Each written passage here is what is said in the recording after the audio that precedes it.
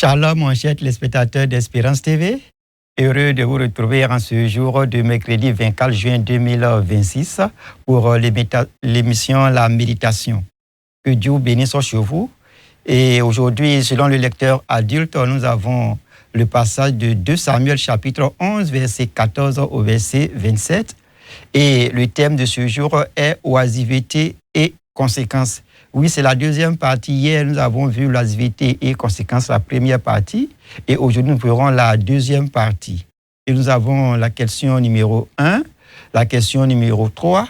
Bien-aimés, chers frères et sœurs, nous allons ensemble prier pour que Dieu nous oriente dans ce moment de méditation.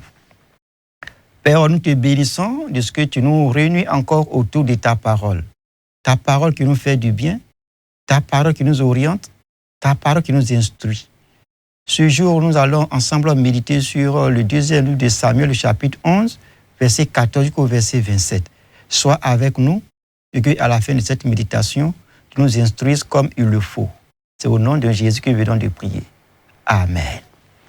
Donc, chers téléspectateurs, faisons lecture ensemble de notre péricope de ce jour, de Samuel, chapitre 11, verset 14 au verset 27.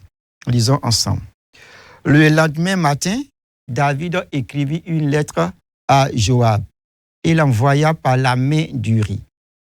Il écrivit dans cette lettre: placez Uri au plus fort du combat et retirez-vous de lui, afin qu'il soit frappé et qu'il meure. Joab, en assiégeant la ville, plaça Uri à l'endroit qu'il savait défendu par de vaillants soldats. Le verset 17, les hommes de la ville firent une sortie et se battirent contre Joab. Plusieurs tombèrent parmi le peuple, parmi les serviteurs de David et Uri. Le Hittien fut aussi tué. Verset 18, Joab envoya un messager pour faire rapport à David de tout ce qui s'était passé dans le combat. Il donna cet ordre au messager: quand il aura achevé de raconter au roi tous les détails du combat, peut-être se mettra-t-il en fureur et te dira-t-il: pourquoi vous êtes-vous approchés de la ville pour combattre? Ne savez-vous pas qu'on lance des traits du haut de la muraille? Verset 21. Qui a tué Abimelech, fils de Jéroubéchal? N'est-ce pas une femme qui lança sur lui du haut de la muraille un morceau de meule de moulin? Et n'est-il pas mort à Thébet? Pourquoi vous vous êtes approchés de la muraille? Alors tu diras: ton serviteur Uri, le Hittien, est mort aussi. Verset 22. Le messager partit et à son arrivée, il fit rapport à David de tout ce que Joab lui avait ordonné. Verset 23. Le messager dit à David: ces gens ont sur nous l'avantage. Ils avaient fait une sortie contre nous dans les champs et nous les avons repoussés jusqu'à l'entrée de la porte. Les archers ont tiré du haut de la muraille sur tes serviteurs et plusieurs des serviteurs du roi ont été tués. Et ton serviteur Uri, le Hittien, est mort aussi. Verset 25. David dit au messager: voici ce que tu diras à Joab. Ne sois point peiné de cette affaire, car l'épée dévore tantôt l'un, tantôt l'autre. Attaque vigoureusement la ville et renverse-la. Et toi, encourage-le. La femme d'Uri apprit que son mari était mort et elle pleura son mari. Verset 27 enfin. Quand le deuil fut passé, David l'envoya chercher et la recueillit dans sa maison elle devint sa femme et lui enfanta un fils, ce que David avait fait déplu à l'Éternel. Parole de l'Éternel. Oui, bien-aimé, la méditation de ce jour, c'est cette péricope que nous venons de lire, 2 Samuel au chapitre 11, verset 14 au verset 27. Donc, ce passage fait suite à la méditation d'hier, comme je le disais tantôt, où il était question des conséquences de l'oisiveté. Aujourd'hui, nous avons une suite logique de tout ce que le roi David est commandite pour dissimuler l'acte ignoble qu'il a commis. De ce fait, dans notre péricope ici, voyant les stratégies empruntées qui n'aboutissaient pas, il donna une lettre à Joab qui leur scella le sort d'Uri, comme voyons ici au verset 14.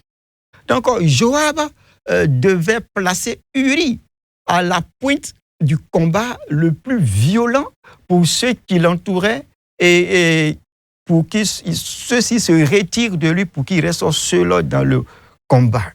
Et nous voyons ça au verset 15. Donc, cette fois-ci, le plan fonctionna. Oui, cette fois-ci, le plan a fonctionné. Uri mourut au combat au verset 16, au verset 17, comme il est écrit ici. Donc, on pouvait dire qu'en politique, tous les moyens sont bons, y compris le meurtre. Joab, le général de David, envoya un rapport complet sur la bataille. Au verset 18 ici, il saisit et il savait que David serait en colère, qu'il y ait eu tant de morts au combat parce que les attaquants s'étaient trop approchés de la muraille de la ville. Les dangers de cette tactique étaient bien connus. Lorsque nous repartons dans le chapitre 11 de 2 Samuel, verset 19 et verset 21, et même dans Juge, chapitre 9, verset 52 et 53, ces stratégies étaient bien connues.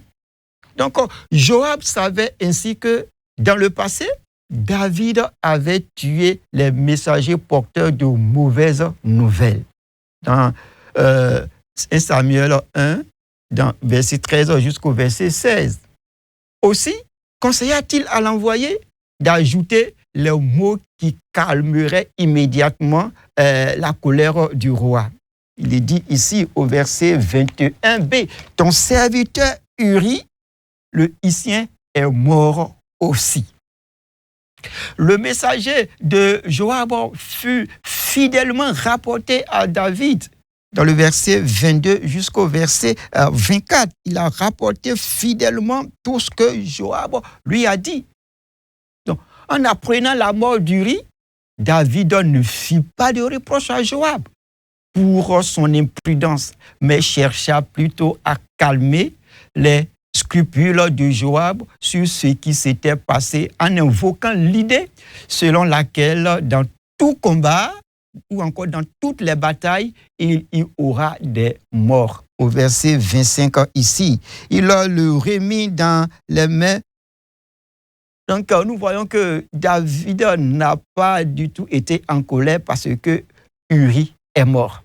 Dans 2 Samuel chapitre 11, le verset 18 jusqu'au verset 25, nous voyons là que cela relate la conclusion du complot de David pour faire tuer Uri. David reçoit la nouvelle de la mort d'Uri. Et avec une certaine indifférence, parce que c'était une mort impréméditée, minimisant la perte humaine. L'épée dévore tantôt l'un, l'épée dévore tantôt l'autre, pour couvrir son adultère avec Bathsheba. Donc ce passage souligne la déshumanisation causée par le péché, la dissimulation de la faute et le mépris de la vie d'un fidèle serviteur. Alors, les éléments tels que la justification du mal sont dans ce passage-là. Donc David, après avoir provoqué la mort d'Uri, agit de manière hypocrite, encourageant Joab à poursuivre le combat comme si la perte d'Uri était une fatalité de la guerre. Et dans ce passage également, nous voyons la conscience endurcie qui se dégage. David ne montre aucun remords initial, concentré sur la dissimulation de son péché. Oui, aucun remords initial. Alors nous voyons là, ici, le contraste des caractères. Oui, le contraste des caractères entre certaines personnes, à savoir Uri, le Hittite, qui est décrit comme plus noble et plus dévoué que David, le roi. Alors, ici, il y a également un jugement divin. Oui, un jugement divin que nous pouvons voir à travers ce passage-là. Bien que David pense avoir réussi son stratagème, le récit souligne que ses actes sont vus de Dieu.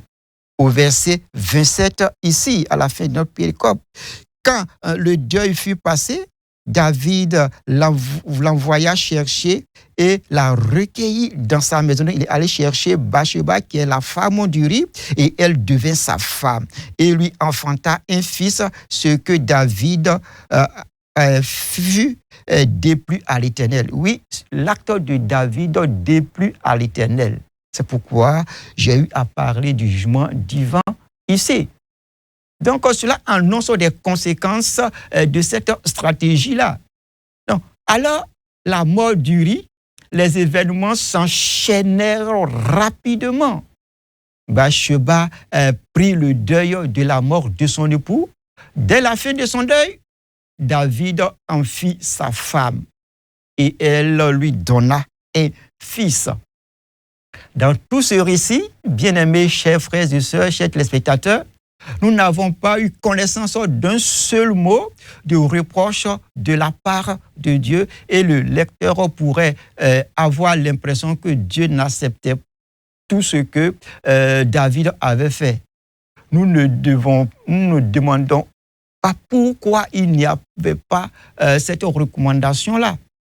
Oui, nous ne demandons pas pourquoi il n'y a pas cette recommandation-là par rapport à l'adultère commis par David. Cependant, les derniers mots du chapitre expriment la désapprobation de Dieu des actions de David. Oui, le dernier passage nous le dit.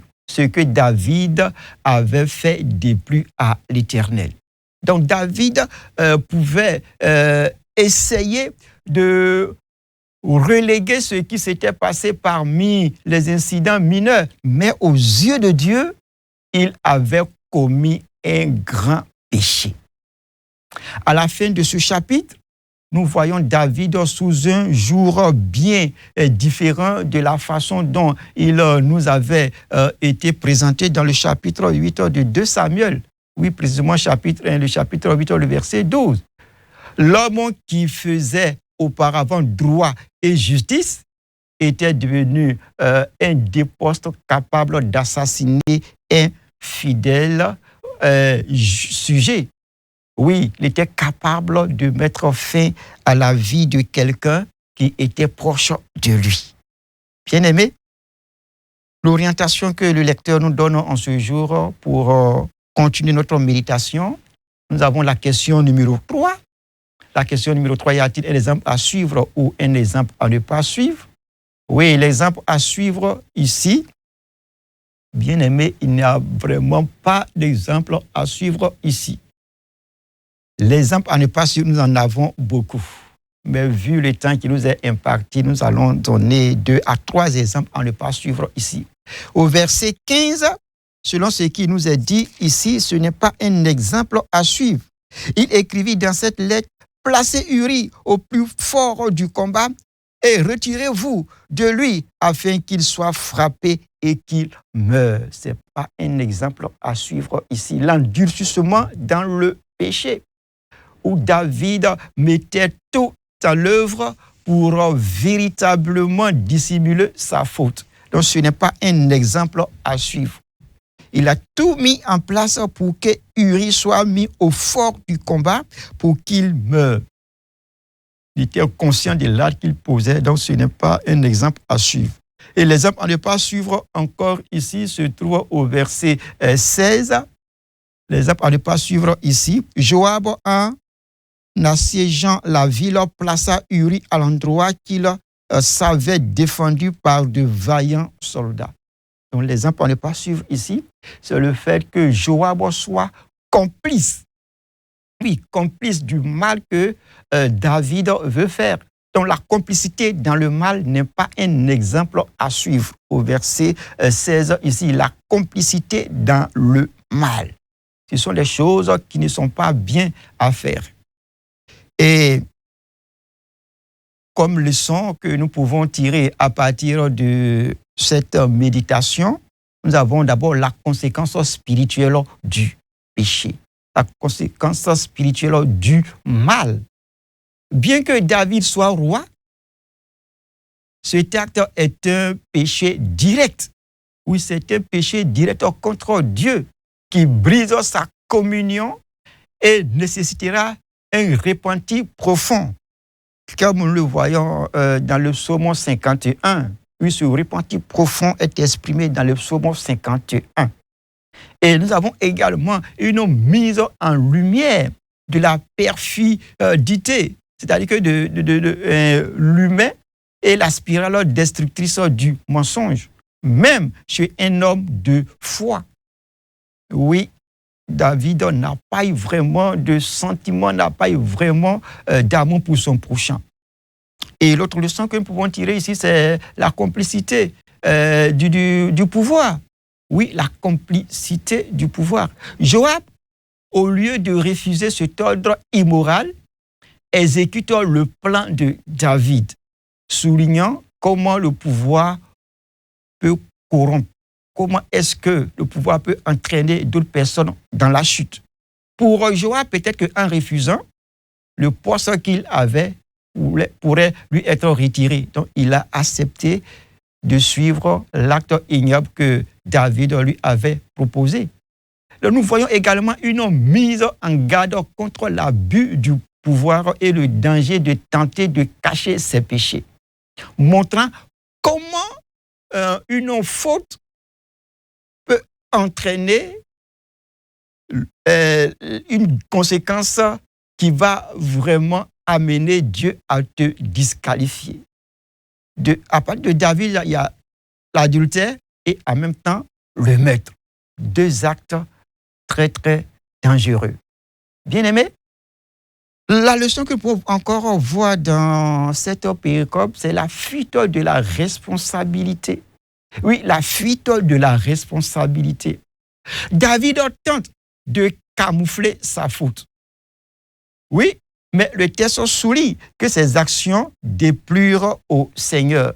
Pour les autres, ils peuvent ne pas savoir, mais le Seigneur qui voit tout, qui connaît tout, a vu. Et la Bible nous dit au verset 27 de Samuel, chapitre 11, l'Éternel a vu et son acte l'a déplu.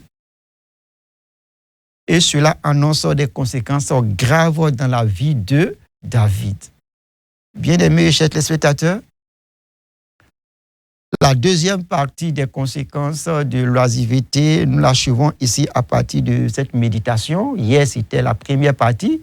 Aujourd'hui, la deuxième partie. Donc, nous allons ensemble prier pour ce que nous avons reçu en ce jour par rapport à l'acte commis par David, croyant que, en dissimulant, cela allait atténuer la colère de Dieu.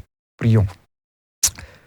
Éternel, nous te prions pour tout ce que tu es, pour tout ce que tu fais. David a tout mis en place pour mettre fin à la vie d'Uri. Mais Père éternel, à la fin de notre méditation, qui est le verset 27, il est écrit que l'acte que David a posé est un acte qui t'a déplu. Père éternel, nous voulons, oh mon Dieu, mon roi, reconnaître nos fautes et revenir à toi.